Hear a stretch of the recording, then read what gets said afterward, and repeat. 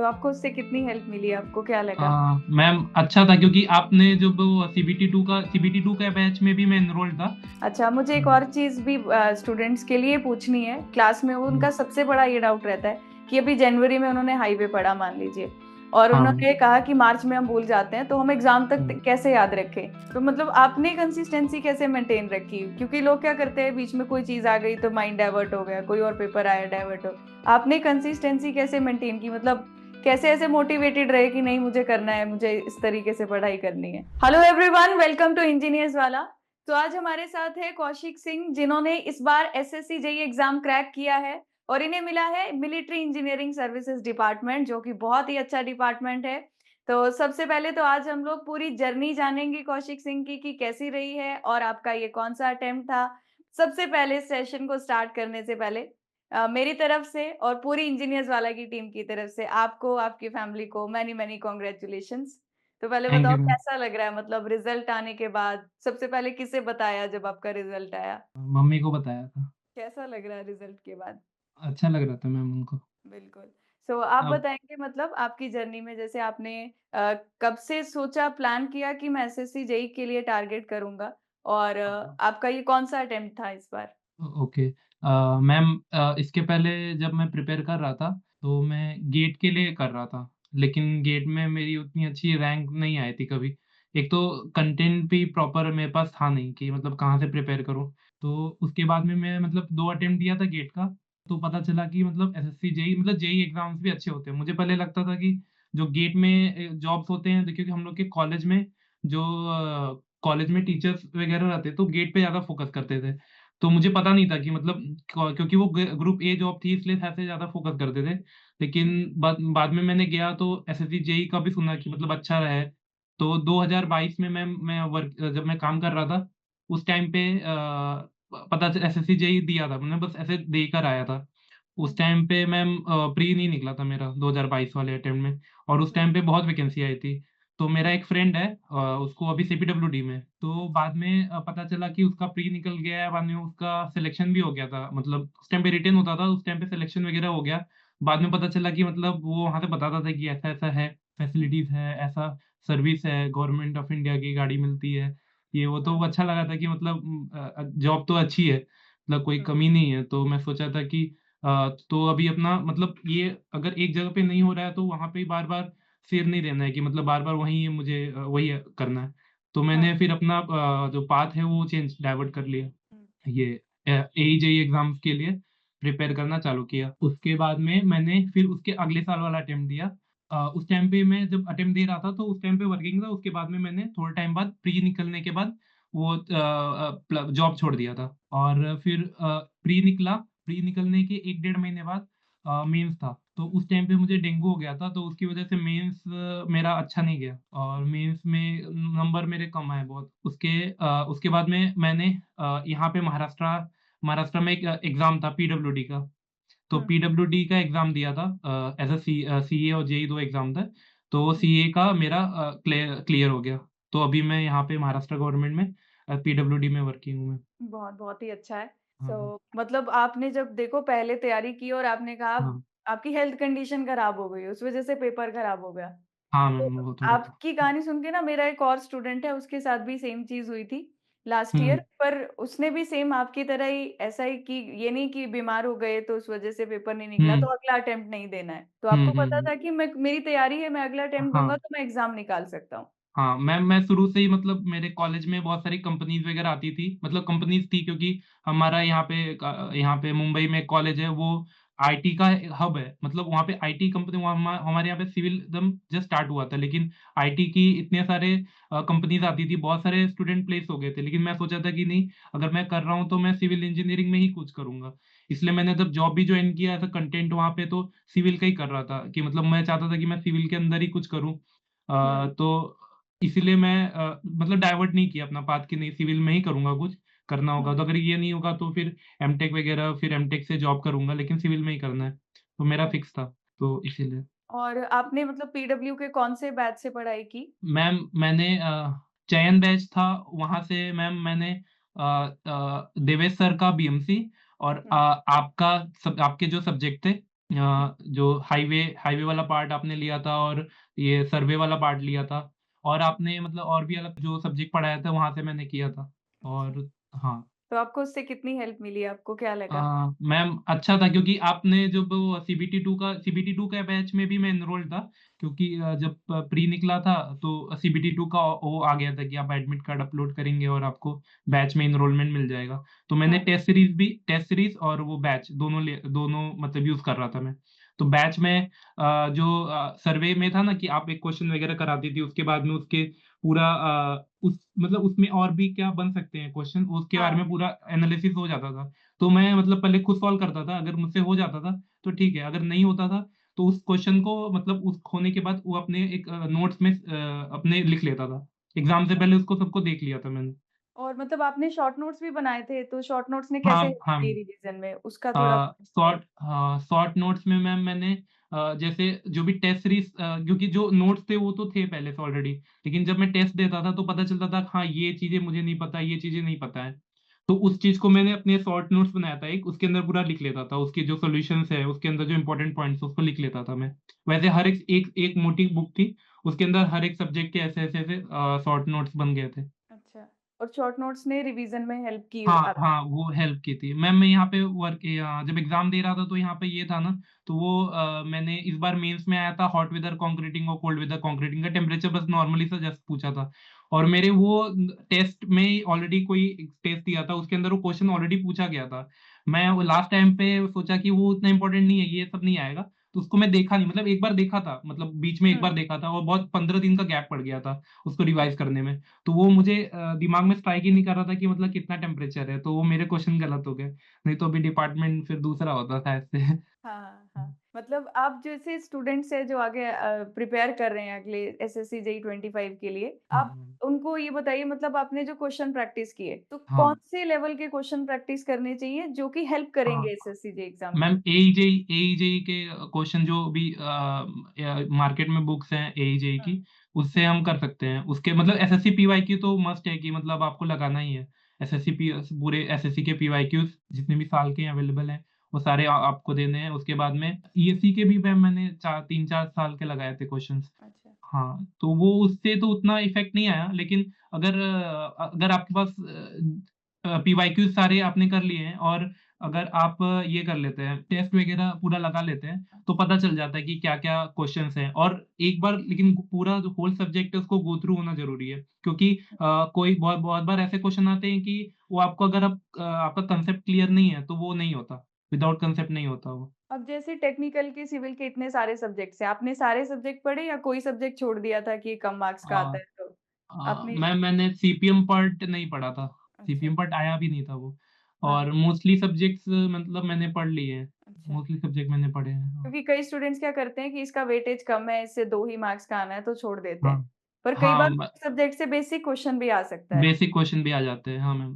तो हाँ, मेरा पिछली बार यही था कि पिछली बार जब मैं एग्ज़ाम दिया था तो उसमें पता चला कि मैंने पंप वाला पार्ट नहीं किया था और पंप से हर साल एसएससी क्वेश्चन पूछता था। इसलिए इस बार मैंने पूरे पंप को बहुत अच्छे इन डिटेल में मतलब मैंने किया था, पंप वाला पार्ट कि मतलब एक भी पार्ट छूटे नहीं क्योंकि और सीपीएम पार्ट तो आता नहीं था एसएससी के एग्ज़ाम में, तो उसको मैंने बस छोड़ा था बल्कि अगर एक क्वेश्चन आया तो ठीक है छोड़ दूँगा और बाकी मैंने सारे सब्जेक्ट मतलब किए थे। नोट्स वगैरह रिवाइज़ करता था और शॉर्ट नोट्स अपने रिवाइज़ करता था। बिल्कुल। शॉर्ट नोट्स की सबसे ज़्यादा अहमियत है। आपसे पहले मैंने हाँ। और भी स्टूडेंट्स का इंटरव्यू लिया, सबने यही कहा कि अपने आप शॉर्ट नोट्स बनाएँ और अपने आप हुँ। की पॉइंट्स ऐड करते गए। अच्छा, मुझे एक हुँ, और चीज़ भी स्टूडेंट्स के लिए पूछनी है। क्लास में वो हुँ, उनका सबसे बड़ा ये डाउट रहता है कि अभी जनवरी में उन्होंने हाईवे पढ़ा मान लीजिए और हाँ, उन्होंने कहा कि मार्च में हम भूल जाते हैं, तो हम एग्ज़ाम तक हुँ, कैसे याद रखें?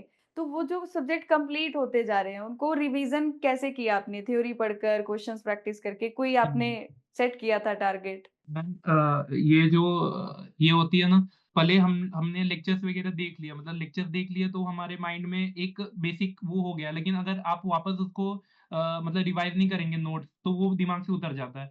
तो हुँ, लेक्चर्स देखने के बाद तो क्या करना चाहिए कि पहले जो भी बुक है जो एजेई की बुक है, उसके अंदर से क्वेश्चन लगा लो, तो हमको पता चलेगा कि इम्पोर्टेंट पार्ट कौन से हैं, मतलब इसके अंदर से ये पूछा जाता है, इसके अंदर से ये पूछा जाता है, हमको पता चलेंगे। फिर हम लोग नोट्स पे जाएँगे, तो हमको पता चल जाएगा हाँ, ये इम्पोर्टेंट है, उसको स्टार मार्क कर लो या नोट्स में हुँ, अगर ऐड नहीं है, तो उसको आप लिख लो। तो ऐसे हर मतलब पढ़ने के बाद सब्जेक्ट को कंप्लीट करने के बाद 1 हफ्ते के अंदर तो उसको गो थ्रू होना ही चाहिए। मतलब आप ज़रूरी नहीं कि आपको याद ही करना है, लेकिन एक बार आप देख लेते हैं तो आपके दिमाग में सेट हो जाता है। मतलब हुँ। 1 हफ्ते बाद उसके 10 दिन बाद उसको एक बार रिवाइज़ करना चाहिए। हाँ, रिवीज़न के लिए और शॉर्ट हाँ। नोट्स से आप और जल्दी रिवाइज़ कर सकते हो हाँ, अगर और जल्दी फटाफट मतलब शॉर्ट नोट से एग्ज़ाम के जैसे 2-3 दिन पहले है, तो हम पता है कि हाँ, इम्पोर्टेंट पॉइंट्स चलो देख लेते हैं वापस, तो वो बहुत हेल्प हो जाती है शॉर्ट नोट से। हुँ। जैसे आपने ना मॉक टेस्ट भी कुछ अटेम्प्ट किए होंगे बिफोर योर एग्ज़ाम। हुँ, हुँ, हुँ। तो वो मॉक टेस्ट का क्या इम्पोर्टेंस रहा? आपने टारगेट रखा था कि मैं इतने टेस्ट देकर जाऊँगा या कभी होता है ना मार्क्स कम आ जाते हैं, नेगेटिव ज़्यादा कर लेते हैं अटेम्प्ट। फिर हमें हाँ, लगता हाँ है कि मैम। अच्छा स्कोर नहीं रहेगा, रिज़ल्ट पता नहीं कैसा रहेगा। तो हाँ मैम उससे कैसे प्री डील का किया? हाँ मैम, प्री का टाइम था तो मैम प्री के टाइम पे मैं टेस्ट देता था। उस टाइम पे मैम मतलब उस टाइम पे था कि सब लोग बोलते थे ना कि 120 तक कट ऑफ जाएगी, 120 तक हो सकती है कट ऑफ।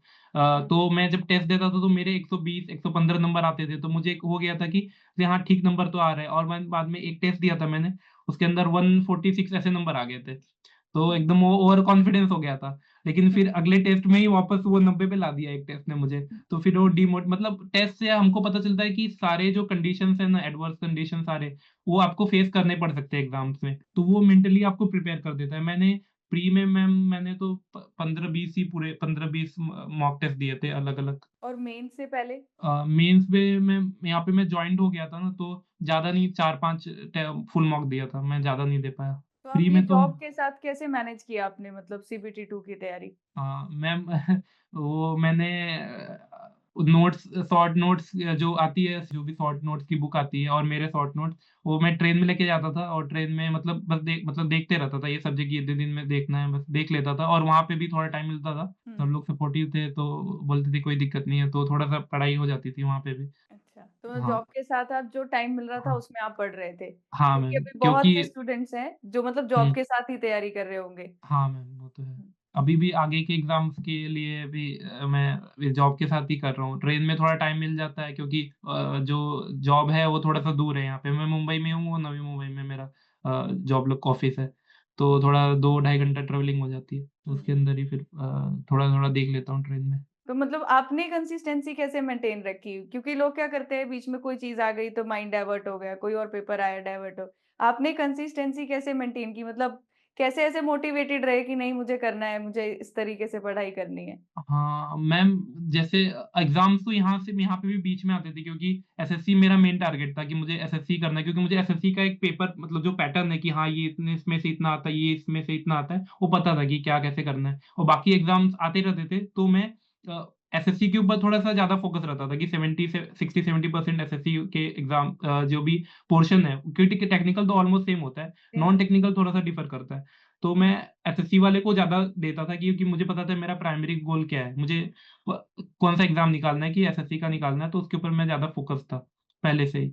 और सेकंड वाले जो एग्ज़ाम्स आते थे 10-15 दिन जैसे बाकी है तो उसके नॉन टेक्निकल पार्ट्स देख लिए वो सब एग्ज़ाम्स के, बस हुँ। इतना। बाकी फ़ोकस तो एक ही था कि मतलब एसएससी का ही एग्ज़ाम निकालना है। क्योंकि प्रायोरिटी एक होगी तभी हम वहाँ हाँ, तक पहुँच पाएँगे। वो वहीं तक पहुँच पाए वरना 2 चीज़ें दिमाग में रहती है तो हमेशा वो कन्फ्यूज़न ही क्रिएट करता है कि मतलब ये करूँ कि वो करूँ, तो आधा टाइम तो उसमें ही वेस्ट हो जाता है। और जैसे मतलब आपने आपकी फैमिली में मतलब कौन-कौन है? क्या आप पहले गवर्नमेंट एम्प्लॉयी हो अपनी फैमिली के? जैसे आप अभी भी हाँ। गवर्नमेंट जॉब कर रहे हो, एसएससी हाँ, एग्ज़ाम मैम। निकला। हाँ, मैम अभी तो मतलब मेरे पापा थे गवर्नमेंट यहाँ पे मुंबई में बीएमसी में वो टीचर थे। अभी रिटायर हो गए। बाकी अभी की यूथ वाली जनरेशन में तो मैं ही हूँ पहला। चलो, ये भी एक अलग बात हाँ, होती है ये एक क्योंकि अलग आप खुशी सबके है। लिए एग्ज़ाम्पल बन जाते हैं। हाँ, मैम। चलो, ये भी एक बहुत बड़ी बात है क्योंकि फैमिली में अब सब आपसे राय लेने वाले हैं कि हमें गाइड करो, कि गाइड आपने कर क्या कैसे करना तैयारी चाहिए, हाँ की। मैम। बिल्कुल। सब लोग खुश हैं कि मतलब लड़का पहला लड़का है जो गवर्नमेंट जॉब में लगा है।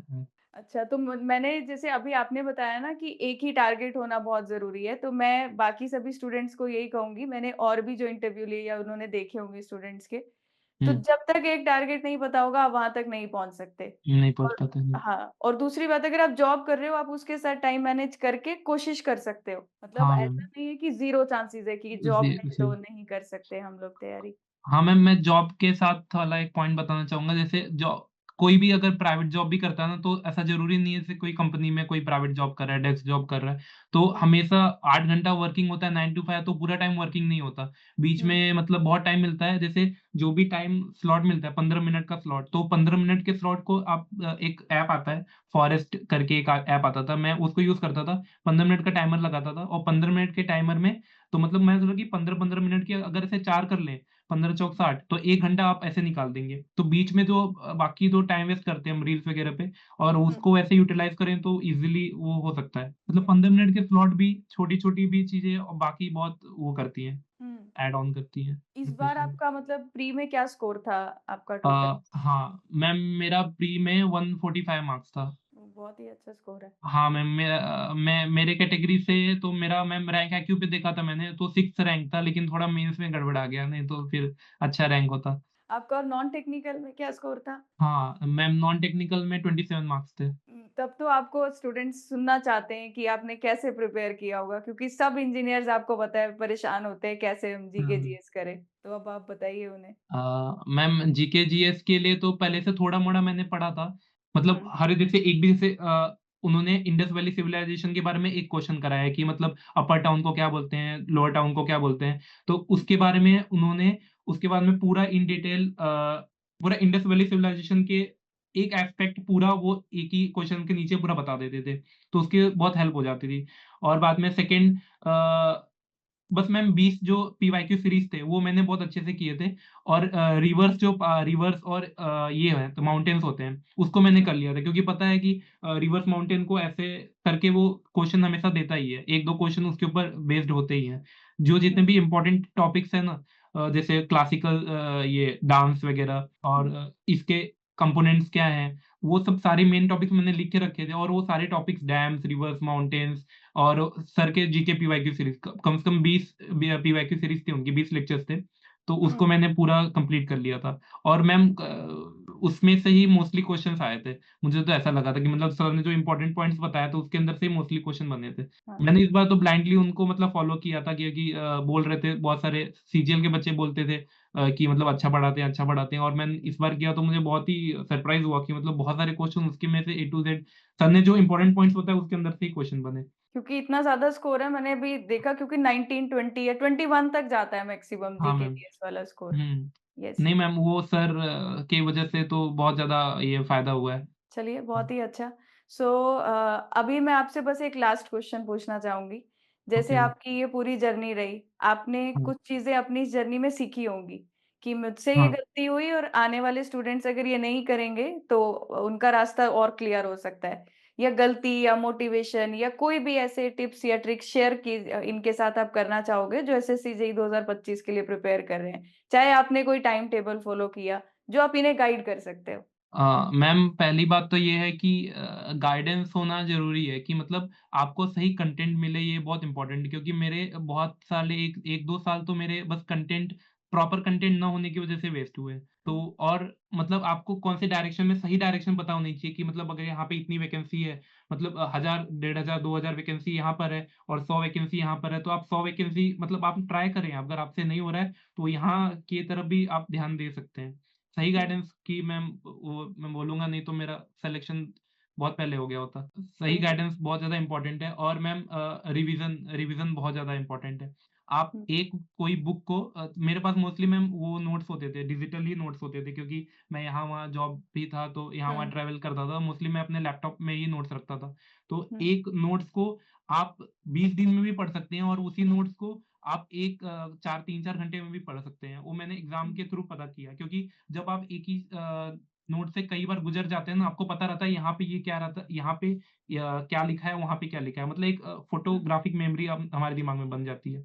तो वो हुँ, बहुत इम्पोर्टेंट है मैम। क्योंकि एग्ज़ाम में फिर हम लोग ऐसा सोचेंगे और वो वहाँ से वो पॉइंट पूरा वो पेज ही पूरा हमारे दिमाग आँख के सामने दिखने लगता है। तो हुँ, ये बहुत इम्पोर्टेंट है कि जितने नंबर ऑफ रिवीज़न वो एक सोर्स होना चाहिए। ऐसा नहीं कि आप मल्टीपल 4 जगह से सोर्स है और चारों जगह से रिवीज़न कर रहे हैं। आपके कोई फुल नोट्स एक होना चाहिए, उसको ही आप बार-बार पढ़ेंगे और उससे ही आप एक शॉर्ट नोट्स बनाएँगे, उसको भी बार-बार पढ़ेंगे। तो रिवीज़न का मैम सबसे ज़्यादा ये है, एक गाइडेंस है, सही गाइडेंस होनी चाहिए और मल्टीपल रिवीज़न ये सही होना चाहिए, ये दोनों चीज़ें। बिल्कुल, बहुत ही इम्पोर्टेंट की पॉइंट्स आपने बताए हैं, क्योंकि हाँ, मैम। गाइडेंस नहीं होगी तो पता नहीं होगा कि इस पेपर को निकालना कैसे है। निकालना कैसे है? और हाँ। हम गलत दिशा में जाएँगे तो हम कभी निकाल ही नहीं पाएँगे हो सकता है या हुँ। बहुत टाइम लग जाए। सो हाँ। सभी स्टूडेंट्स को मुझे लगता है आज के सेशन में बहुत कुछ सीखने को मिला होगा कौशिक से। तो हाँ। पहली बात तो कभी-कभी अपनी सिचुएशंस ऐसी होती हैं कि हमने पूरी तैयारी की भी है तब भी हम एग्ज़ाम नहीं दे पाते या अपना बेस्ट नहीं दे पाते। तो इसका मतलब ये नहीं है कि आप अगली बार भी सेम सिचुएशन आएगी। तो आप अगली बार भी अगर आपको अपने ऊपर कॉन्फिडेंस है, आप कंसिस्टेंसी मेंटेन करते हो तो आप एग्ज़ाम निकाल सकते हो। प्लस दूसरी बात जो कौशिक आपने बताई, एक शॉर्ट नोट्स आपके पास होने चाहिए, जिसमें आप सारे की पॉइंट्स लिखोगे जब भी आप कोई क्वेश्चन प्रैक्टिस कर रहे हो। एई-जेईई एग्ज़ाम और एसएससी-जेईई पीवाईक्यूज़ ये सबसे ज़्यादा इम्पोर्टेंट है और हम क्लासेस में भी यही आपको बताते हैं। और तीसरी हुँ। सबसे इम्पोर्टेंट बात मतलब आप लोगों को रिवीज़न टाइम टू टाइम करना ही नहीं तो आप भूल गए अगर एग्ज़ाम से पहले तो सब्जेक्ट को पढ़ने का फ़ायदा नहीं होगा। तो यही बिल्कुल। सारे की पॉइंट्स मैंने एक बार हाइलाइट कर दिए। आई होप सारे स्टूडेंट्स को बहुत कुछ सीखने को मिला होगा। तो कौशिक आपके फ्यूचर के लिए बेस्ट विशेज़ हैं मेरी तरफ से, पूरी इंजीनियर्स वाला की टीम की तरफ से। Thank you ma'am. यस और many many congratulations once again. So thank you so much ma'am. Yes, thank you so much.